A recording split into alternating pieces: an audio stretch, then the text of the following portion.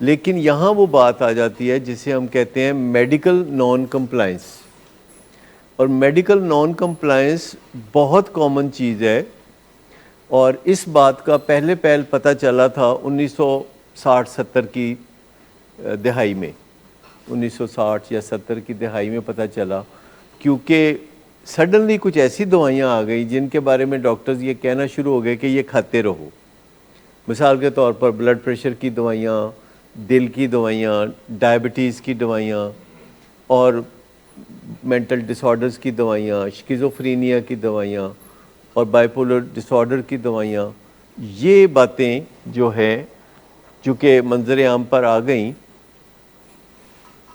تو اس وجہ سے جب ڈاکٹرز نے ایک نئی بات کرنی شروع کی, اس سے پہلے ڈاکٹر کبھی یہ بات نہیں کہتے تھے کہ یہ دوائی ہے اس کو کھائی جاؤ. اس سے پہلے ڈاکٹر کہا کرتے تھے کہ یہ ملیریا کی دوائی ہے 2 دن کھا لو, یہ فلاں چیز کی دوائی ہے 5 دن کھا لو, تو وہ ایک شارٹ پیریڈ وہ بتاتے تھے. دیکھنے والی بات یہ ہے کہ یہ کوئی ریولوشن آیا تھا, کوئی انقلاب آیا تھا میڈیکل ٹریٹمنٹ میں, کہ جن امراض کا علاج نہیں تھا تو 60-70 کی دہائی میں ان کا علاج آ گیا, اور علاج میں ایک نئی بات آ گئی کہ اب یہ دوائیاں کھاتے رہنا ہے. تو سب سے پہلے ڈاکٹرز کو پتہ چلا کہ مریض ایسا نہیں کرنا چاہتے, وہ یہ پسند نہیں کرتے, وہ یہ سننا نہیں چاہتے کہ ان کا جو مرض ہے وہ دائمی ہے, وہ یہ سننا نہیں چاہتے.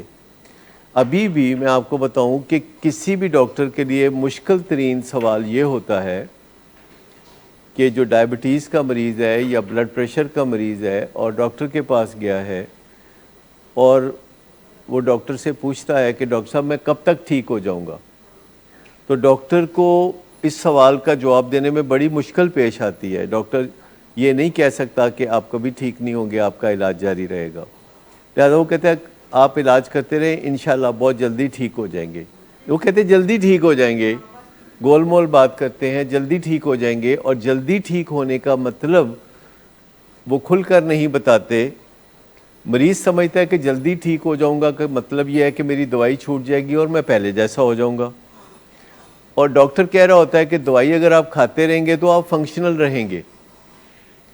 ڈاکٹر کا مطلب یہ ہوتا ہے, پر کھول کے کوئی نہیں بتاتا اور گول مول بات کرتے ہیں. صرف یہ ڈائبیٹکس انسٹیٹیوٹ میں اسٹریٹ بات کی جاتی ہے کہ جب کوئی پیشنٹ آتا ہے ڈائبٹیز کا اور کہتا ہے کہ میں کب تک ٹھیک ہو جاؤں گا, تو اسے بتایا جاتا ہے کہ آپ علاج جاری رکھیں گے تو آپ ٹھیک رہیں گے, جس دن آپ علاج چھوڑ دیں گے آپ واپس گر جائیں گے. اور یہ بات ان کو بہت بری لگتی ہے, کہتے ہیں ہم تو اتنی دور سے آئے تھے, ہم تو وہاں سے آئے تھے, ہم تو وہاں سے آئے تھے. اسی طرح آپ ولنگ بیس کی پالیسی بھی دیکھ لیں, کیونکہ یہ پالیسی میچور ہوئی ہے اوور 45 ایئرز. یہ پالیسی میچور ہوئی ہے, ہم نے یہ کہنا سیکھا ہے کہ سچ یہ ہے, یہ کہنا سیکھا ہے, اور یہ آسان نہیں ہے. آپ کبھی ٹرائی کریں, کسی بھی ڈاکٹر کے پاس جائیں تو وہ آپ کو ہمیشہ یہ نوید مسرت سنائے گا. نوید مسرت تو آپ جانتے ہی ہوں گے. تو وہ نوید مسرت یہ سنائے گا کہ بس آپ جلدی ٹھیک ہو جائیں گے اب بس.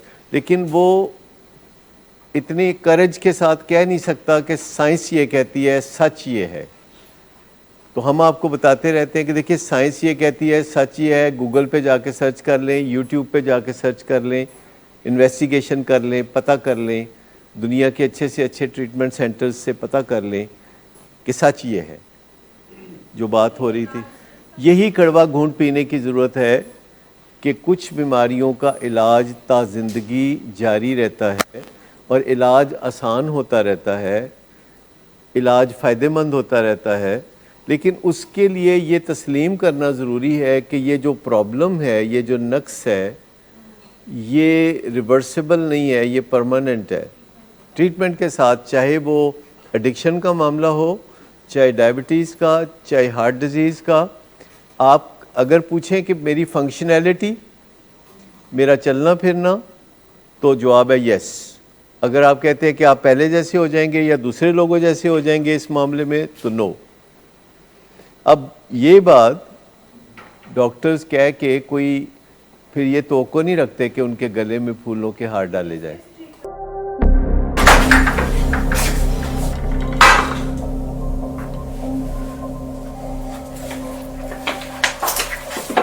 آج پھر پی کر آئے ہو؟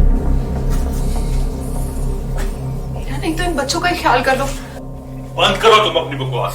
لیکن تم اپنی گھٹیا کو تو سے باز مت آنا. تم ہو ہی گھٹیا انسان. تم ہوتی کون ہو مجھے روکنے والی؟ تمہارے باپ کے مال کی پیتا ہوں کیا؟ شراب نوشی کی وجہ کردار کی خرابی نہیں، موڈ کی خرابی ہے. شراب نوشی کبھی بھی نشے کی بیماری میں بدل سکتی ہے. نشے کی بیماری ہر سٹیج پر قابل علاج ہے. مدد حاصل کیجیے کیونکہ وہ ایسا نہیں کرے گا. ولنگ ویز سے مدد حاصل کیجیے، کہیں سے بھی مدد حاصل کیجیے، لیکن فوری مدد حاصل کیجیے. جس معجزے کے انتظار میں آپ نے بہت دیر کر دی، اب وہ دستک دے رہا ہے. مدد حاصل کیجیے، مدد حاصل کیجیے، مدد حاصل کیجیے.